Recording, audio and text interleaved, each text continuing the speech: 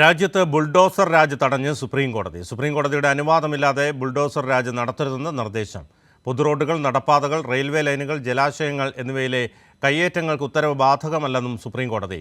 October 1 വരെയാണ് നിയന്ത്രണം. വിവരങ്ങൾ വിഷ്ണു നൽകും. വിഷ്ണു, വിശദാംശങ്ങൾ.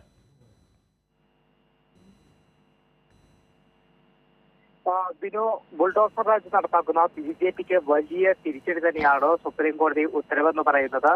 ബുൾഡോസർ രാജുകൾ ഇപ്പോൾ തടഞ്ഞിരിക്കുകയാണ് സുപ്രീം കോടതി. നിലവിൽ ഒക്ടോബർ 1 വരെയാണ് ഈ ബുൾഡോസർ രാജുകൾക്ക് നിയന്ത്രണം ഏർപ്പെടുത്തിയിരിക്കുന്നത്.